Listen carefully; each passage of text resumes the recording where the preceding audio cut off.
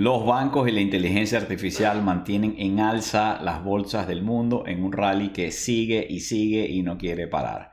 Amigos, hoy es martes 18 de julio, 7 p.m. y a esta hora vamos a comenzar nuestro acostumbrado resumen de lo que fue la jornada en los mercados financieros. Estuve de vacaciones, por eso no hicimos este ejercicio el pasado viernes ni ayer lunes, pero hoy de regreso y retomando nuestras actividades. Y quiero comenzar con este titular de Bloomberg: las acciones en Estados Unidos ganan, mientras que los bancos y las empresas que tienen que ver vinculadas a la inteligencia artificial están en un rally. Por aquí la tenemos en español. Bloomberg dice: acciones de Estados Unidos ganan a medida que los bancos y los activos vinculados a la inteligencia artificial repuntan. Así lo señala F. Wall Street cierra en verde y el Dow gana un 1,06%. Como ven, pues subidas, optimismo, fuerza por todas partes. Aquí dice el economista que el 83% de los asesores financieros mantendrá o subirá la exposición a bolsa en la segunda mitad del año. Y de esto quiero hablar. Yo, como asesor financiero, quiero hablar sobre este titular, sobre lo que significa esto, sobre lo que esto implica y hacer algunas consideraciones. Pero voy a dejar eso para más adelante, que regresaremos a hablar de este tema. Y los buenos resultados, los grandes bancos impulsan a Wall Street. Lo que pasó hoy tiene mucho que ver con los bancos y quiero escarbar un poco más sobre este tema. Y aquí dice Reuters: las acciones de los bancos suben tras el aumento de ingresos por intereses. Los ingresos por intereses ayudan a ciertos bancos. ¿A cuáles? A los bancos comerciales, a esos que reciben dinero, captan dinero de los depositantes, usualmente una tasa de interés muy baja o a ninguna tasa de interés, a veces pagan cero por esos depósitos, reciben esos depósitos y luego los prestan. Y entre más suben las tasas de interés, como en este momento que están en 5%, pues entonces más altas son las tasas que esos bancos cobran, y ese diferencial entre la tasa que pagan por lo que captan y la tasa a la que prestan genera ganancias para los bancos. Entonces, pues hoy uno de los bancos que reportó hoy, Bank of America, le fue muy bien allí y vamos a hablar de eso. Pero dice este titular: las perspectivas son dispares. Y es que efectivamente una cosa son los bancos comerciales que están en la economía real, en la calle, captando fondos, y otra cosa son los bancos de inversión, los que están en Wall Street haciendo trading, haciendo IPOs, llevando empresas a la bolsa, haciendo fusiones, adquisiciones. Son dos negocios distintos y hay cierta disparidad en este momento. Bien, se dice el Wall Street Journal que las acciones extienden su seguidilla ganadora, mientras que las ganancias de los bancos aumentan el optimismo. Y aquí dice el mismo Wall Street Journal que Wall Street está en este momento luchando con el tema del deal making, que es básicamente el trabajo que hacen los bancos de inversión. Es decir, todo lo que son deals, fusiones, adquisiciones, inclusive llevar una empresa a la bolsa, una reestructuración de deuda. Todos esos son negocios donde tú necesitas un banquero de inversión, y el banco de inversión hace el trabajo por ti y te cobra un fee usualmente bastante jugoso, y esa es una de las principales fuentes de ingresos de los bancos de inversión. Y en Wall Street los principales bancos de inversión que son puramente bancos de inversión son Goldman Sachs y Morgan Stanley. Otro de los grandes es JP Morgan, pero JP Morgan tiene, además de ser el banco de inversión de los grandes en Wall Street, también tiene un gigantesco banco comercial que era antes llamado Chase, y ahora esa empresa conjunta se llama JP Morgan Chase. Pero bueno, al grano, aquí lo que Wall Street Journal está diciendo es que los bancos en Wall Street están luchando porque hay menos deals, menos fusiones, adquisiciones, reestructuraciones, y además en el trading también hay menor actividad y menores ganancias. Y aquí Bloomberg reseña las declaraciones del CEO de Morgan Stanley, que dice que lo que es las ganancias por la actividad de investment banking ha caído, y que tanto el investment banking como el trading, esa caída que han tenido ya llegó a su piso, según dice él, pero que los deals, es decir, fusiones, adquisiciones, reestructuraciones, tendrán que esperar hasta 2024 para que haya allí una recuperación. Pero en contraste con Morgan Stanley, que es un banco de inversión en Nueva York, tenemos aquí a Bank of America, y este titular de Bloomberg dice: a Bank of America le fue muy bien, tanto en Main Street como en Wall Street. Es decir, el negocio que está vinculado a la banca comercial ese que están las agencias en la calle, prestando dinero a los pequeños comerciantes, captando ahorros de los depositantes. Bueno, allí le fue muy bien, pero en el ala del banco de inversión que tienen en Wall Street también le fue bien. Es decir, Bank of America lo está haciendo todo bien a juzgar por los resultados que presentó hoy, y así lo reseña Bloomberg en este titular. Y esta noticia, este resultado de Bank of America fue uno de los grandes catalizadores de la subida de hoy, pero recordemos que estábamos en un mercado alcista donde la psicología es positiva y este mercado quiere subir. De cualquier noticia le sirve al mercado para seguir subiendo, porque el mercado no quiere saber noticias malas, ignora las malas noticias, ignora los riesgos, ahorita solamente escucha buenas noticias. Y dice Reuters que los rendimientos en Estados Unidos subieron tras el crecimiento de las ventas minoristas en junio. Hoy tuvimos retail sales, que son básicamente esto, las ventas minoristas en junio, y lo que el dato es que las ventas en junio subieron, es decir, el consumidor norteamericano sigue comprando, sigue gastando, sigue fuerte, y esto pues quiere decir que la Reserva Federal sigue teniendo espacio para aumentar las tasas de interés, porque el consumidor está sano, hay pleno empleo, entonces probablemente habrá que subir las tasas de interés, y si hay que subir las tasas de interés, entonces los rendimientos de los bonos suben. Eso fue lo que pasó hoy. Y si el rendimiento de los bonos suben y el ambiente de tasas de interés es que van a seguir subiendo, entonces eso es bueno para el dólar, porque entre más suban las tasas de interés en dólares, más quieres tú tener dólares, ¿verdad? Si tienes de dólares al 1%, con más razón los tienes al 3%, y con más razón al 5%, y si siguen subiendo, con más razón se hace atractivo el dólar. Recordemos que el dólar ha venido cayendo muy duro en las últimas semanas y en los últimos meses, porque hay esta perspectiva de que ya las tasas de interés en Estados Unidos están llegando a lo más alto que pueden llegar y van a empezar a caer. Eso ha debilitado el dólar. Pero además otros bancos centrales alrededor del mundo han subido las tasas tanto o más que la Reserva Federal. Entonces el dólar ha venido cayendo y cayendo, pero bueno, hoy rebotó, según este titular de Reuters, después de conocer las ventas minoristas, porque de nuevo hay espacio para que sigan subiendo las tasas de interés en Estados Unidos. Eso ayuda a la moneda. Pero lo que quiero resaltar aquí es que la caída del dólar, que ha caído tanto que yo agregué en el cuadrito que siempre vemos, yo agregué el índice del dólar, que es el precio del dólar contra una canasta de 6 monedas. Ese índice llegó a estar este año, en algún momento del último año, de los últimos 12 meses, llegó a estar en 114, fue cayendo, cayendo, cayendo, llegó a 100, perforó 100, está en 99, está en un momento de mucha debilidad del dólar. Ahora, eso tiene un impacto en los mercados financieros y en la bolsa, y es que la caída del dólar es una buena noticia para las acciones. Y aquí está lo que dice el economista. Dice, la caída del dólar a mínimos del año derriba el techo de Wall Street. Es decir, nosotros decimos que cuando un activo está bajando, bajando, bajando, cae hasta que llega a un piso. Cuando llega al piso no puede caer más. Igualmente en la subida, sube y sube y sube hasta que llega al techo, y el techo no te deja subir más. Bien, el techo en Wall Street desapareció, cayó, fue derribado, según dice aquí el economista, por el dólar. El dólar tan débil hace que los inversionistas de todas partes del mundo, que están en yenes en la bolsa de Tokio, o que están en yuanes en China, o que están en euros en Europa o en cualquier parte del mundo, para ellos se hace más atractivo mover una parte de su cartera de esos países a Estados Unidos, tal vez liquidar una parte de sus acciones europeas o asiáticas para invertir en Estados Unidos y aprovechar que el dólar se ha debilitado, lo que hace que los activos americanos en términos relativos sean más económicos para ellos. Así es que, bueno, como dice allí, el dólar y la bolsa estadounidense tienden a moverse a la inversa. Y este otro titular dice, el dólar guía los pasos de Wall Street. La pérdida de su soporte da alas a la bolsa estadounidense. Así como la bolsa perdió el techo, según el titular del economista, y sigue subiendo porque no hay quien lo frene, pues el dólar pues perdió su piso y cayó, cayó, cayó, llegó a 100, siguió cayendo, está en 99, lo vamos a ver más adelante. Pero bueno, estos son temas macroeconómicos y que me gusta siempre compartir con ustedes, porque demuestran la complejidad de los mercados financieros, la interacción que hay entre tantos factores. Y fíjense esta noticia, Chile se encamina a los mayores recortes de tasas del mundo y su bolsa vuela.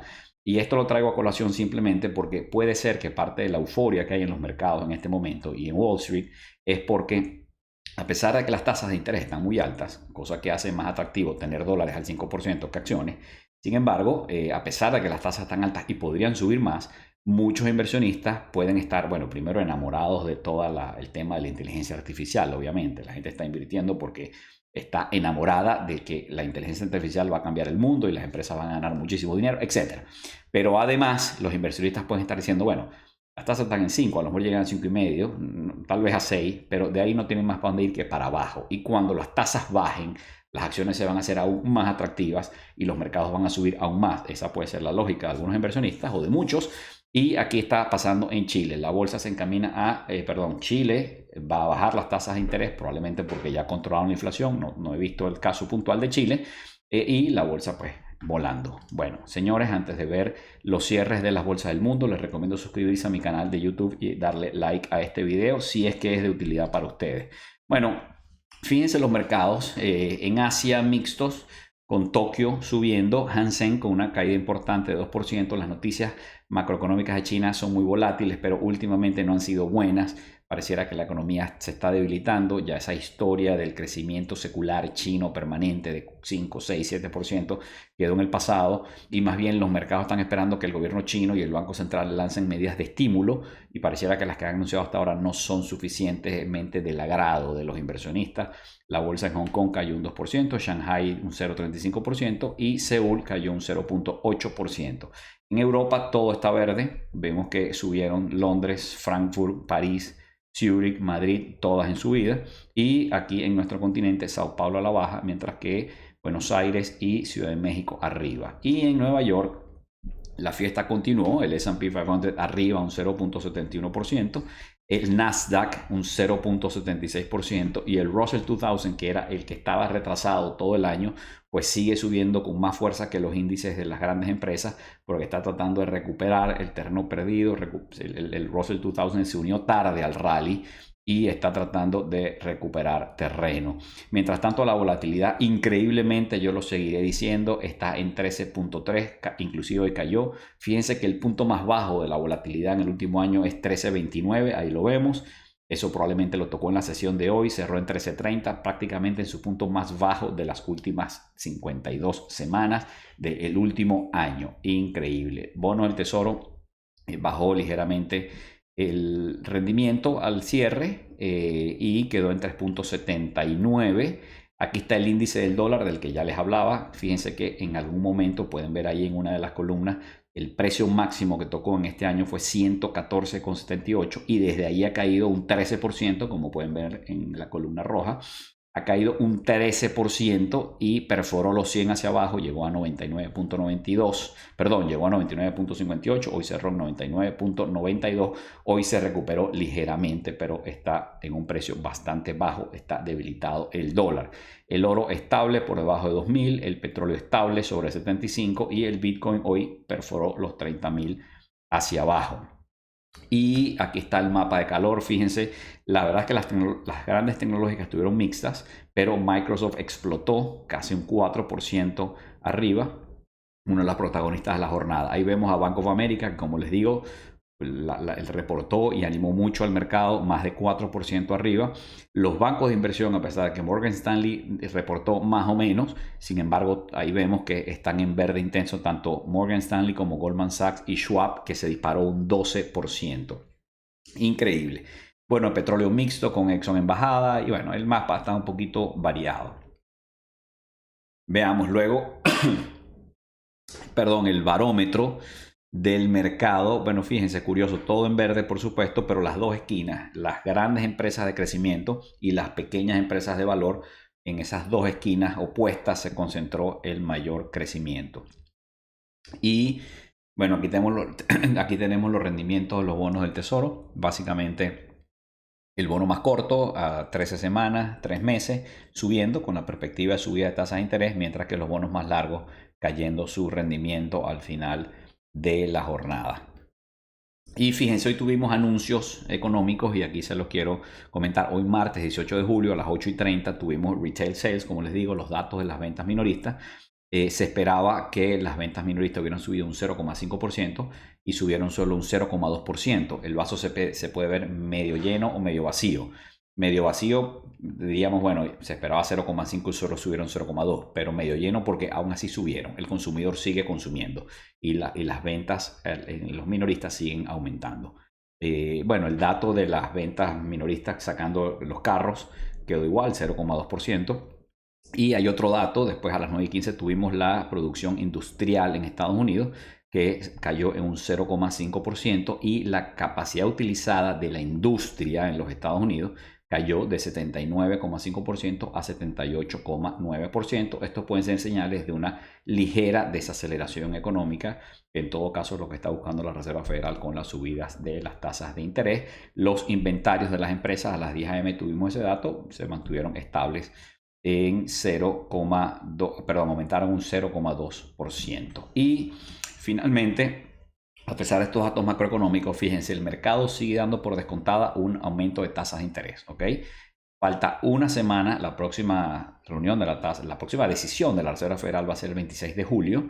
Falta una semana, 0 días, 19 horas para esa decisión. Y al día de hoy, el mercado está asignando un 98% de probabilidades a que las tasas de interés sean aumentadas 25 puntos básicos, como ya lo telegrafió la Reserva Federal. Así es que el mercado da por descontada ese nuevo aumento de tasas. Y finalmente, les dije que le quería comentar sobre esto. 83% de los asesores financieros mantendrá o subirá la exposición a bolsa en la segunda mitad del año. Yo creo que no han pasado 6 meses o algo así desde la última vez que vi una noticia como esta, pero al revés. Cuando el mercado estaba en caída, cuando la gente estaba deprimida, triste, entonces muchos decían, algunos asesores financieros, algunos expertos iban a recomendar no comprar acciones, que compraran bonos porque los bonos se ponían atractivos. Y esto, lo que quiero llamar aquí la atención es que, amigos, es muy fácil ser víctimas de la psicología del mercado. Cuando el mercado está cayendo y todo el mundo quiere vender, salir, liquidar sus acciones, ese es el momento en el que hay que comprar, es el momento para invertir en acciones. Cuando el mercado está eufórico y subiendo y subiendo y subiendo, es más peligroso, es más riesgoso comprar acciones porque están cada vez más caras. Al final del día, lo importante de recordar aquí es que ustedes no deben comprar o vender acciones para especular. Yo voy a comprar hoy porque mañana van a estar más caras. Mañana pueden estar más caras, pueden estar más baratas, nadie lo sabe. El mercado puede subir, puede caer, el mercado fluctúa. Es verdad que en este momento hay momentum y el mercado no quiere bajar. Al mercado le lanzan tasas de interés altas, le lanzan malas noticias y el mercado sigue subiendo. El mercado tiene momentum, la psicología de los inversionistas, la psicología del mercado es algo muy poderoso. Es difícil luchar contra eso. Yo no le recomiendo a nadie luchar contra eso. El mercado quiere subir y va a subir hasta que deje de hacerlo y se devuelva. Pero nuestro trabajo no es adivinar o tratar de prever lo que va a pasar en el mercado. Los mercados son volátiles y fluctúan. Al final, la decisión de invertir en acciones o en bonos o en otros activos financieros o no financieros tiene que ver con un plan que tú tienes que tener. Y si en tu plan, el allocation, la distribución de los activos que tú tienes que tener es que debes tener 60% en acciones, 20% en bonos y 20% en inversiones alternativas, pues ese es. Y ahí es donde tienes que estar. No se trata que si las acciones suben, entonces compro. Y si caen, las vendo y las liquido en pánico y entonces pierdo dinero. No, señores, eso no es lo correcto. No se dejen llevar por la psicología de los mercados. La pregunta que se tienen que hacer es, ¿qué porcentaje de mis inversiones, de mi portafolio, de mis ahorros, de mi inversión para el futuro debe estar en acciones? Si ya las tengo, pues tranquilo. Si no las tengo, ¿por qué no las compré el año pasado cuando estaban en el piso? Si tú no tienes hoy acciones, estás en cero, estás empezando a invertir, puedes perfectamente comprar y empezar a invertir en acciones. Pero si ya tú tienes 60, 70, 80% de tu portafolio en acciones, a lo mejor tienes más acciones de las que necesitas, a lo mejor tu portafolio en acciones creció tanto que antes tenías el 70, ahora tienes el 80 o más en acciones, entonces no tiene mucho sentido que sigas comprando. Ya tú compraste cuando estaban baratas o compraste hace 5 años o hace 10 años y las mantuviste en el tiempo como debe ser. Entonces, al final lo que quiero decir es, señores, atentos a la psicología del mercado. Estamos en momentos de euforia. Aquí está el índice de miedo y avaricia o ambición. Extreme Greed, ¿ok? Y bueno, no pasa nada malo. Los mercados pasan de la depresión como estaban hace 6 meses a la euforia como están ahorita y después se devuelven y así son los mercados. Y es normal, no es que se echaron a perder, no se dañaron. Eso es así, así funcionan. Y esa volatilidad nosotros tenemos no que sufrirla, sino que ponerla a trabajar a nuestro favor. En este momento es un momento de fiesta. Hace unos meses atrás estaba en miedo y cuando estaba en miedo las acciones estaban más baratas y era un excelente momento para comprar. Pero bueno, de nuevo, nuestro trabajo no es adivinar qué va a pasar con el mercado. Los mercados son impredecibles. Nada de lo que yo digo aquí son consejos de inversión.